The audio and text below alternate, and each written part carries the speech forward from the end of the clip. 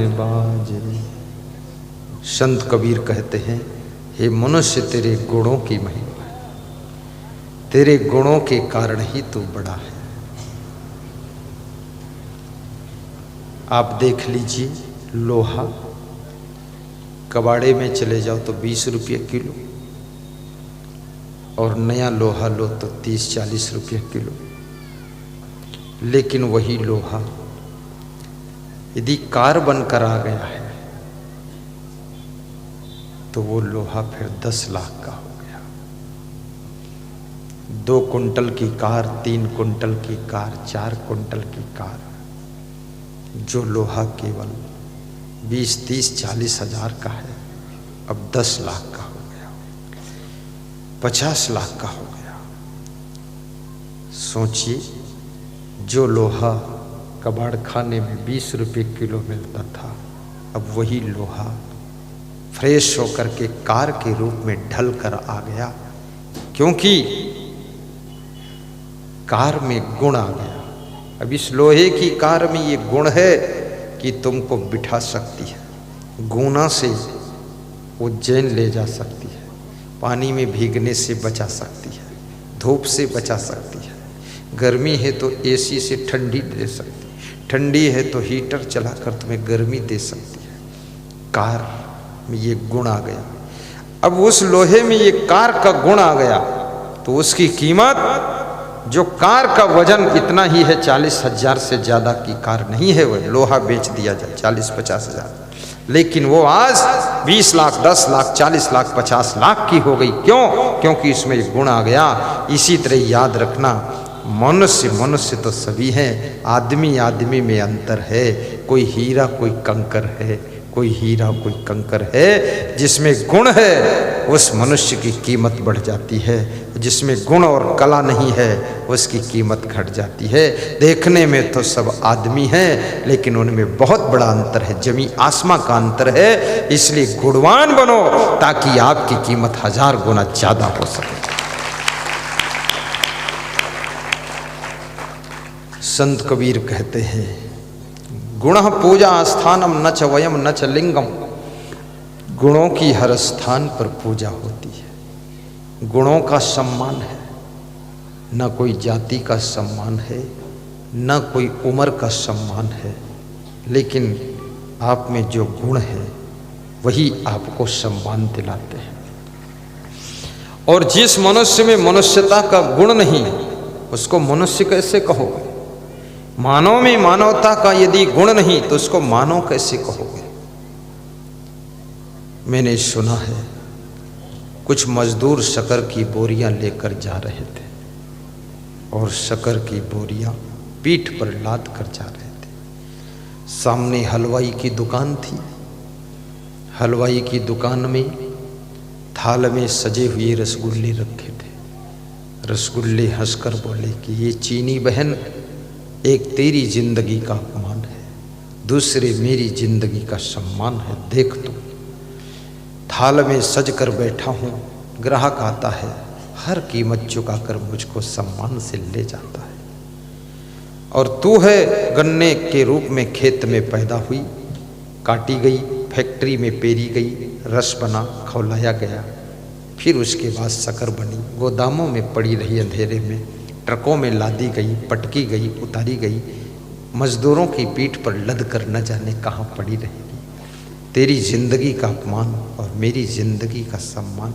ऐसा बोलकर रसगुल्ला हंसने लगा तो चीनी बहन से रहा ना गया।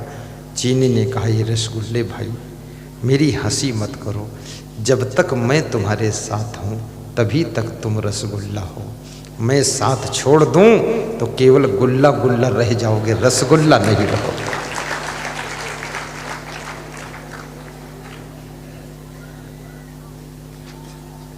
मानवता के गुणों की चीनी जब तक तुम्हारे साथ है तब तक ही तुम मानव हो, और मानवता की चीनी अगर तुम्हारे साथ से दूर हो गई तो तुम मानव नहीं कहलाओगे, फिर तो दानव कहलाओगे। इसलिए मानवता की चीनी ही मनुष्य के अंदर मिठास पैदा करती है, जैसे शक्कर रसगुल्ले में मिठास पैदा करती है। तो मानवता की चीनी अपने अंदर बनाए रखना, इंसानियत की चीनी बनाए रखना, तभी इंसान कहलाओगे। अगर चीनी की मिठास ना हो तो रसगुल्ला नहीं हो सकता है। ऐसे मानवता की चीनी नहीं तो तुम मानव नहीं कहला सकते हो। आप मानव हो और मानव से महामानव बनो, देव मानव बनो। कि अल्प सुख इस संसार में क्या है? थोड़ा सुख है। बिल्कुल सुख नहीं है ऐसा नहीं है, थोड़ा सुख है।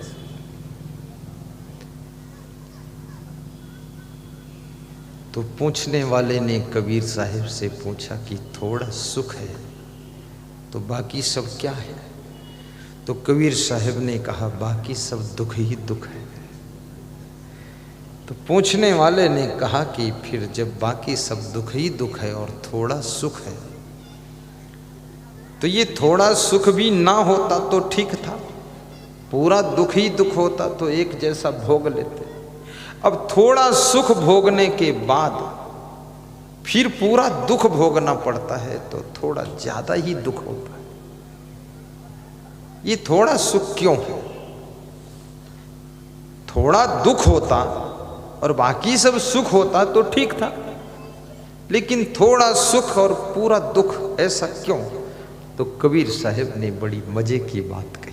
कबीर साहिब ने कहा थोड़ा सुख इसलिए है कि इस थोड़े सुख के लालच में तुम ज्यादा दुख भोग सको, इसलिए थोड़ा सुख रखा गया है।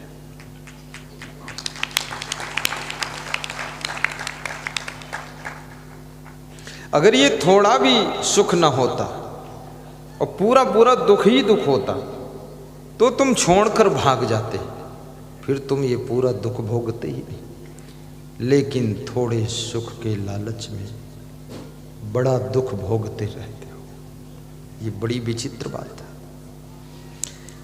एक छोटी सी कथा बताता हूँ, बड़ी प्यारी कहानी है। आज के 30 वर्ष पहले सुनाता था पर आज ख्याल में आ गई, गुना में ध्यान आ गया। एक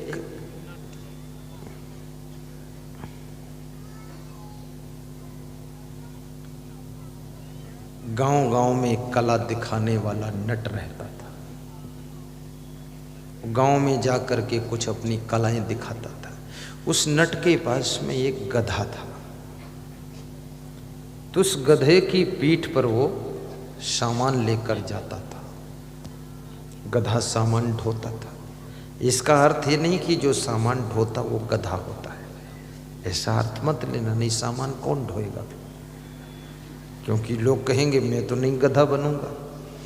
सामान ढोने वाला गधा नहीं होता है। जो गधा है 4 पैर वाला, उसकी कहानी है। ये 2 पैर वाले अपने ऊपर मत ले लेना, खतरा हो जाएगा, डिस्टर्ब होगी व्यवस्था। तो वो गधा बहुत खुश रहता था और गधा बहुत धीरे धीरे कमजोर हो रहा था। उसी नट के घर के पास में एक धोबी का घर था और धोबी के पास भी एक गधा था। धोबी और नट में दोस्ती थी तो दोनों के गधों में भी दोस्ती थी, और ज़्यादातर गधों के दोस्त ज़्यादा ही होते हैं, समझदारों के दोस्त तो कम होते हैं। लेकिन जो जितना बड़ा गधा होगा उसके बहुत बड़े दोस्त होंगे, भीड़ रहेगी दोस्तों की। गधे लोग दोस्ती खूब बनाते हैं और दोस्ती में समय बहुत बर्बाद होता है। बुद्धिमान व्यक्ति ना तो दोस्ती ज़्यादा बनाता है ना तो दुश्मनी बनाता है। दुश्मनी बनाओगे तो पुलिस और कोर्ट में समय खराब होगा और धन खराब होगा, और दोस्ती बनाओगे तो फिर गप सप लप करने में समय खराब होगा। और सबसे कीमती चीज यदि तुम्हारे पास में कोई है तो वो है टाइम, और टाइम जहां से खराब होता है उस पॉइंट पर कृपया सावधानी बरतिए, अपने समय को बचाइए, समय का सदुपयोग करिए, तो चंद्र समय में तुम चांद की ऊंचाइयों को छू सकते हो। समय अमूल्य। तो धोबी और नट में दोस्ती थी, तो धोबी के गधे ने भी नट के गधे से दोस्ती कर ली। तो ये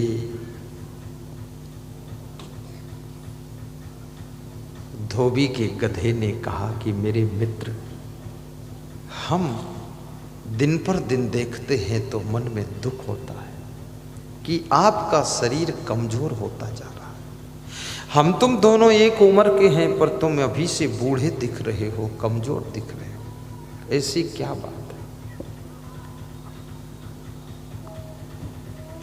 नट का गधा दुखी होकर बोला कि मेरे मित्र, आपने मेरा बहुत ख्याल किया है, बहुत ध्यान दिया है, धन्य हो।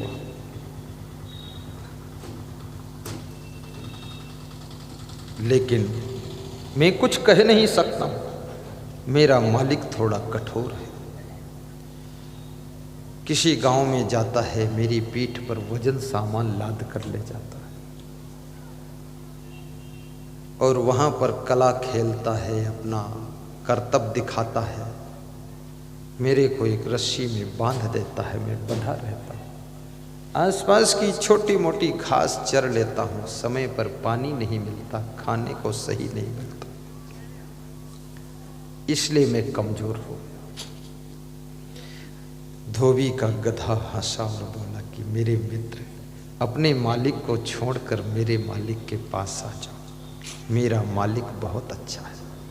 इतना अच्छा है मेरा मालिक कि मेरे पीठ पर सूखे गंदे कपड़ों की गठरी बांधकर तालाब ले जाता है, वहाँ गठरी उतार लेता है, मुझे छोड़ देता है, मैं तालाब के आसपास की हरी भरी घास खाता हूँ, लौटता पहुँचता हूँ, तालाब का पानी छक कर पीता हूँ। मेरी जिंदगी बड़ी सुखी है, मेरा मालिक बहुत प्यारा है।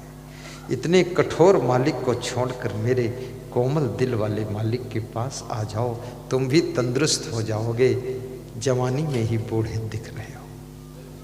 तो धोबी के गधे ने कहा मेरे मित्र मेरे साथ आओ। तो उस नट के गधे ने कहा कि मैं आपके साथ नहीं आ सकता हूँ। बोले क्यों नहीं आ सकते? बोले मेरे मित्र मेरा मालिक कठोर है, खाना पीना भी नहीं देता ठीक से, लेकिन मेरे को एक आशा लगी हुई है मालिक के पास। बोले क्या? बोले मेरा मालिक जो है कला जब दिखाता है तो एक बांस इधर गाड़ता है, दूसरा बांस उधर गाड़ता है, उसमें मोटा रस्सा बांधता है और उस रस्से पर उसकी लड़की चलती है, और लड़की जब चलती है वो ढोल बजाता है नीचे खड़ा होकर, ढम ढम ढम ढम ढम ढम ढम ढम, और ढोल बजती रहती है और बोलता रहता है मेरा मालिक, ये लड़की ये लड़की ये लड़की, रस्से पर संभल कर चलना, संभल कर चलना, संभल कर चलना, अगर गिर गई गिर गई गिर गई तो तेरी शादी इसी गधे के साथ कर दे। तो मैं सोचता हूं ये हरामजादी कभी तो गिरेगी ही, क्योंकि इतना मोटा रस्सा कब तक संभलेगी। तो इसी आशा में मैं अपने मालिक को छोड़ नहीं रहा कि जब वो रस्से से गिरेगी लड़की तो उसके साथ मेरी शादी हो जाएगी। ये शादी की आशा में कितने गधे लगे हुए हैं संसार में, बहुत बड़ी बात है। धोबी के गधे ने ठहाका मारकर हंसकर कहा कि मेरे मित्र, पहली बात तो लड़की को इतनी प्रैक्टिस है रस्से पर चलने की, वो गिरेगी नहीं, और दूसरी बात यदि गिर भी गई तो उसकी शादी तुम्हारे साथ होगी भी नहीं। बोले क्यों नहीं होगी? मेरा मालिक रोज कहता है।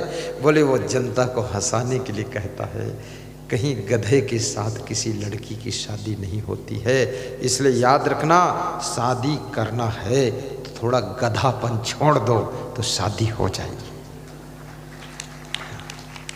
कितने लोग गधे बने रहते और शादी ढूंढते रहते। थोड़ा बुद्धिमान बनो, तेज दिमाग रखो, विकास करो, उन्नति करो, एक शादी नहीं 6 शादी हो जाएंगी, पीछे से लाइन घूमेगी, इंद्रदेव की परी आ जाएंगी, इंद्र परी। अब ये गधे बने रहोगे तो कोई मिलने वाला नहीं। इसलिए उघड़दानी मत बनो, ओबड़ खाबड़ बने घूम रहे हो, ठीक ठाक विकास करो। अल्प सुख दुख आद्यो अंता, मन भुलान मई गर मई मनता। कबीर कहते हैं संसार में थोड़ा